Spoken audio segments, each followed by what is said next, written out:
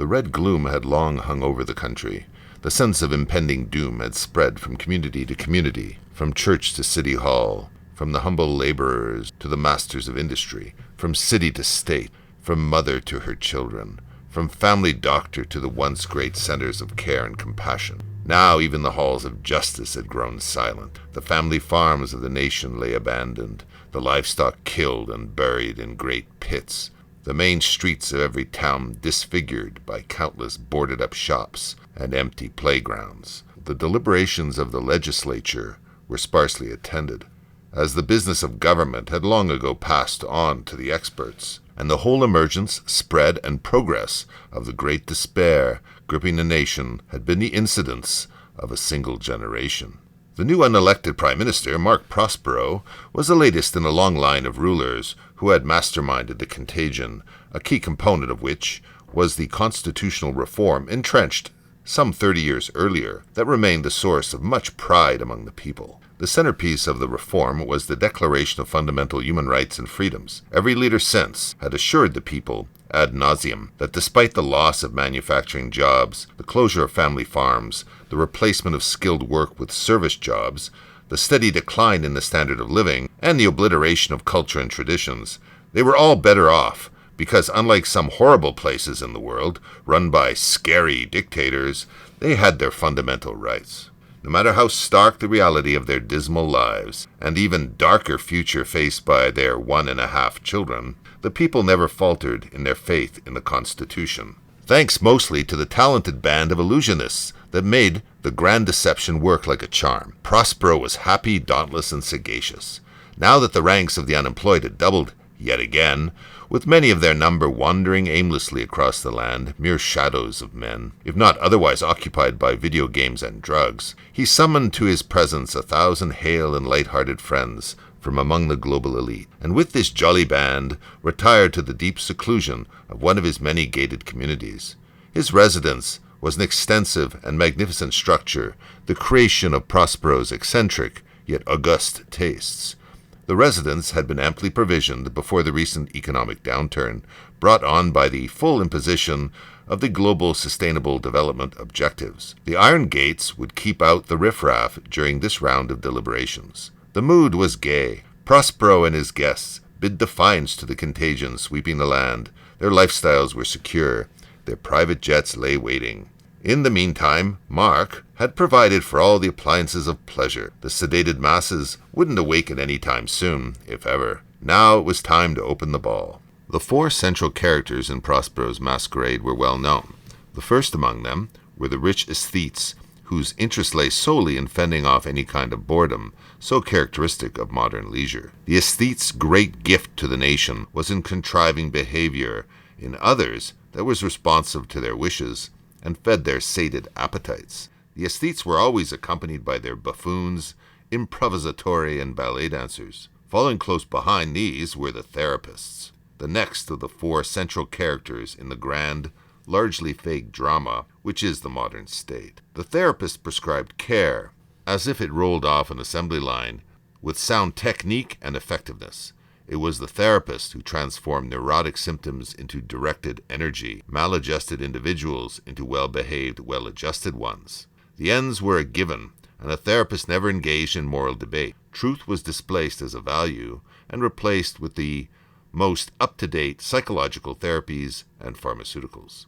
The third character to enter the masquerade were the managers, whose central responsibility was to direct and redirect their departments and corporations' available resources, both human and non-human, as effectively as possible. The manager was the master of controlling behavior and suppressing conflict. His ends did not need justification.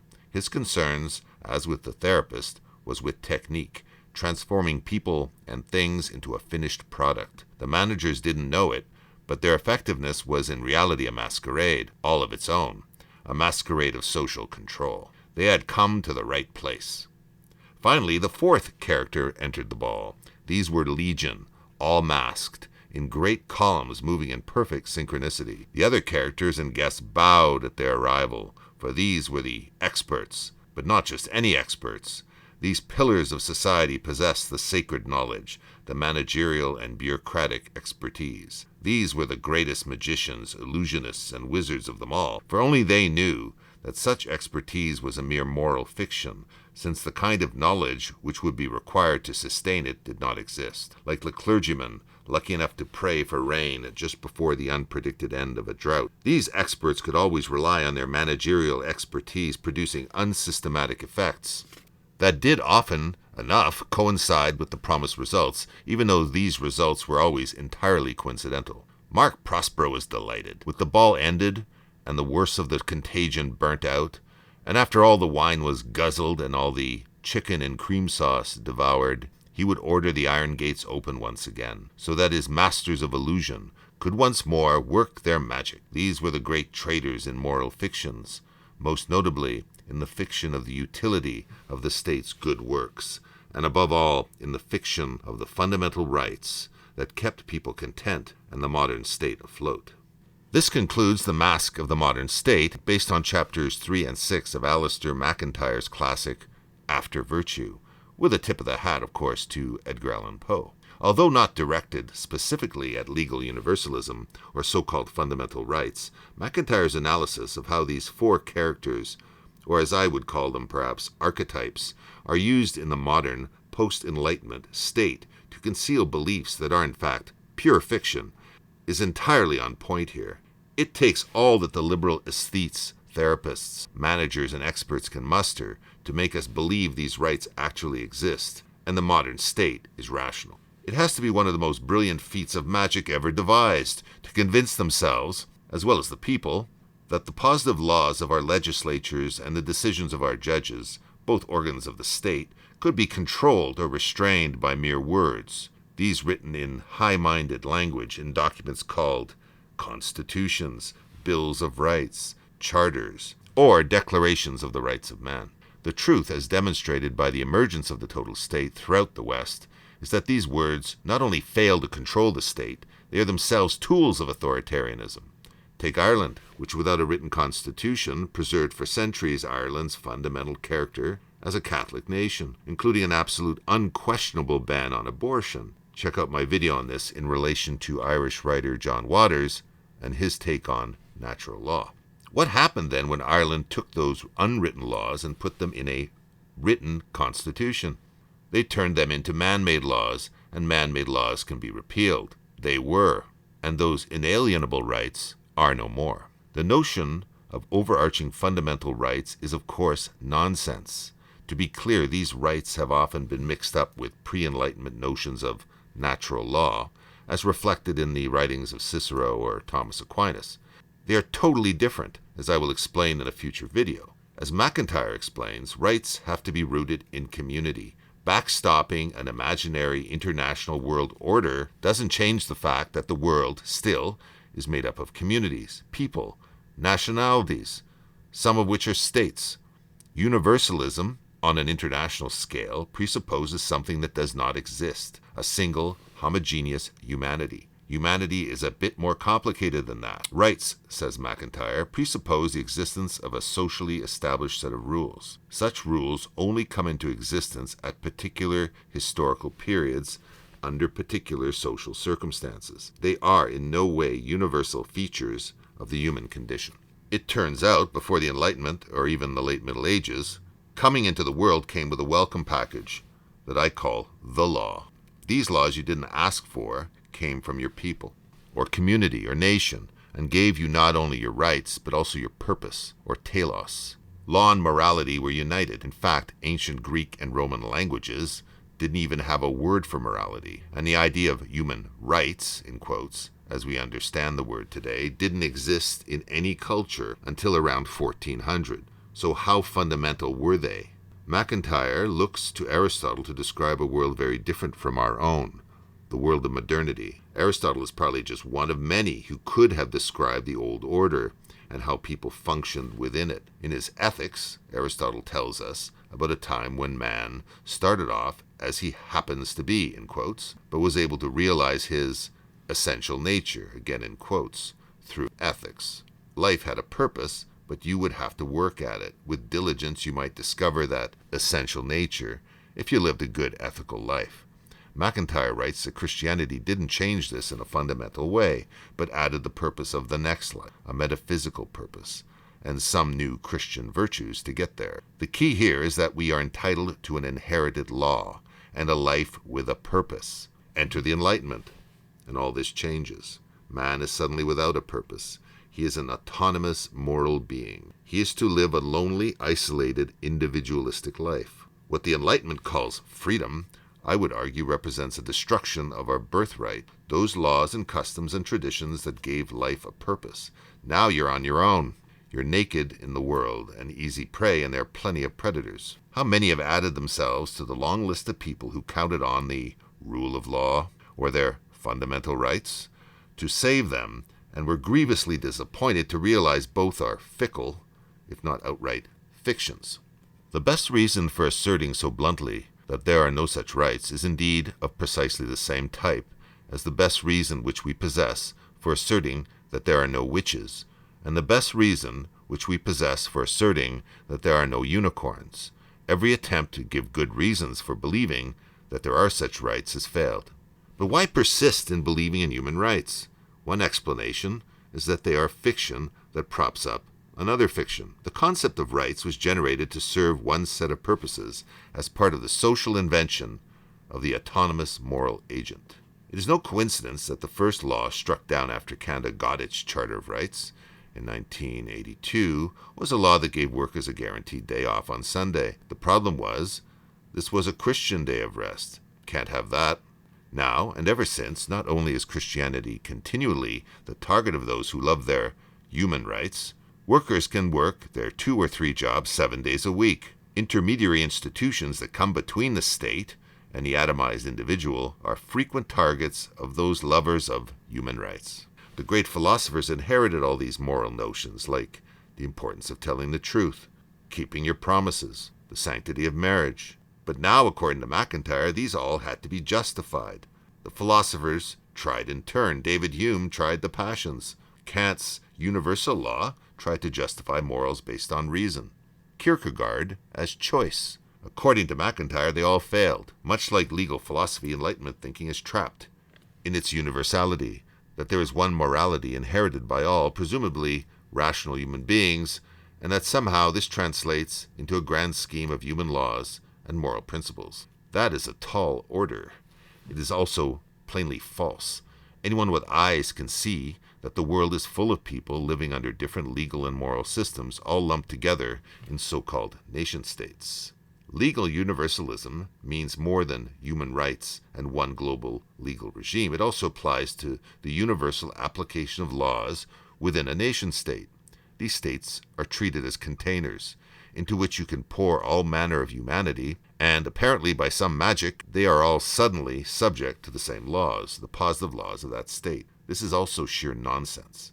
In Canada, it is illegal to carry a sidearm, including a knife. The Sikh community argued that it had the right to carry a ceremonial dagger, called the kirpan, as it was in the practice of their religion. The Supreme Court of Canada, of course, agreed, declaring carrying a knife, for some, is a matter of religious freedom. Really, religious freedom.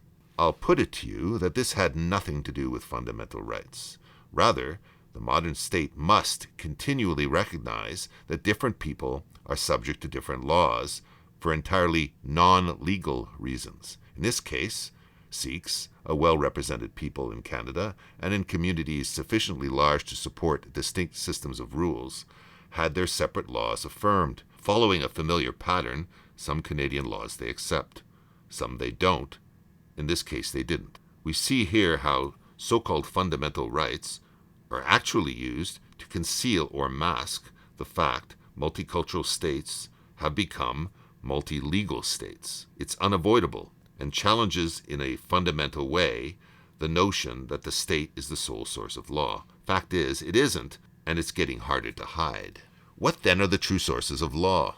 Well, what better place to look than the learned law societies, regulators of the legal community, in our various states and provinces? Well, aren't these fully occupied bastions of modernism and progressivism? Of course, but in the interest of equity, diversity, and inclusion, they have taken the remarkable step of effectively undermining the authority of the modern state they so fervently support, at least for some.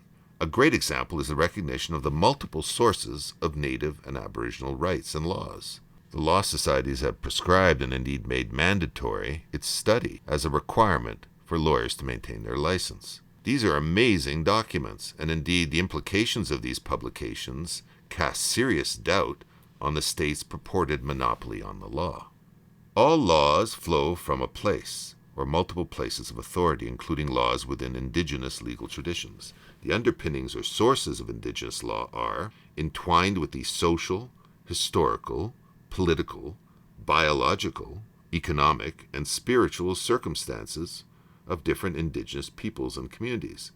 As John Burroughs emphasizes, that Canada could be characterized as a juridically pluralistic state because it draws on many sources of law to sustain order. Burroughs identifies 5 sources of Indigenous law. These sources are not separate, nor do they operate in silos, as Indigenous legal traditions usually involve the interaction of 2 or more sources. In fact, in practice, it would be hard to separate them from one another. The 5 sources are sacred teachings, naturalistic observations, positivistic proclamations, deliberative practices, and local and national customs. First, sacred law. Most legal traditions in the world, including Canadian law, draw upon religion, see preamble to its constitution. While there is no doubt that the sacred is a source of Indigenous law, not all Indigenous law should be characterized as sacred. This is an important distinction, as laws that are considered sacred are often viewed as being unassailable or unchangeable. An inherent danger of such a perspective is that it reduces human beings to legal actors who are merely following rules, rather than fostering and normalizing legal actors who are responsible for interpreting, debating, reasoning through, and applying the law. The second source of law, natural law, refers to law that is drawn from the observations of the natural world, including analogies and legal reasoning drawn from how animals and other non-human life interact with one another. The third source of law, deliberative law, is formed through processes of persuasion, deliberation, counsel, and discussion. Burroughs refers to the debating, interpreting, and talking that people do as the proximate source of law, as opposed to natural or sacred sources that may form the backdrop to those discussions. The fourth source of Indigenous law is positivistic law. Positivistic law includes the proclamations, rules, regulations, codes, teachings, and axioms that people understand as governing or binding their behavior. A fifth source of law that Burroughs identifies is customary law, which refers to the practices developed through repetitive patterns of social interaction that are accepted as binding on those who participate in them. Social interaction is another source of law. Social interaction means the collective ways in which people formalize law through their long-term social, economic, and political interactions within their own societies and with people in other societies. Alan Hanna identifies relationality as a source of Indigenous law, meaning the ways in which Indigenous legal institutions such as kinship or family structures regulate and maintain interactions with others, human and non-human, and the kinds of behavior that people can expect and rely upon from others. What is important here is the recognition that the source of law is much more than what the state decides. If the sources of law for one branch of humanity includes the social, historical, political, biological, economic, and spiritual, well then surely, since we're all human, this must be true for all self-identifiable ethnicities, people, and cultures, so long as they are lucky enough to have conserved their heritage and are prepared to make some attempt to practice it. There is no reason this should not be true, for example, of many Europeans, Asians, or other peoples coexisting in our multicultural states. The outrage felt by one population or another at yet another grasping piece of legislation from state or federal governments may well be rooted in far more than personal preference, religion, or political views. Rather, this outrage may be rooted in the experience of real conflict between laws that still attach to people, those inherited as a birthright, and other competing sources of law, such as the state. It has long been looked upon as a mere historical curiosity that after the fall of the Roman Empire, the Germanic tribes that settled in the lands of the former empire lived under their own laws and customs, which entailed a return to the ancient principle of, in quotes, personality of law, close quotes, in which the law applicable to a person was determined not by the territory they happened to live in, but by the people, the national group to which they belonged.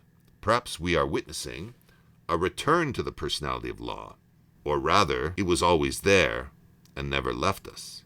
The interesting question then is whether there is a surviving customary traditional law for the rest of us that has survived modernity in our busy legislatures. Have these ancient laws really been repealed, as many modern lawyers and judges would insist, or have they survived, waiting to be released back into the legal system and enforced? Is the flow of humanity across the globe reviving a personality of law? Good questions, and ones I will return to on this channel, so stay tuned, like and subscribe, please. Francesco Belvisi writes that the plurality of law in the world is an inevitable consequence of our times. The close link between law and culture is a well-established fact in modern legal thought.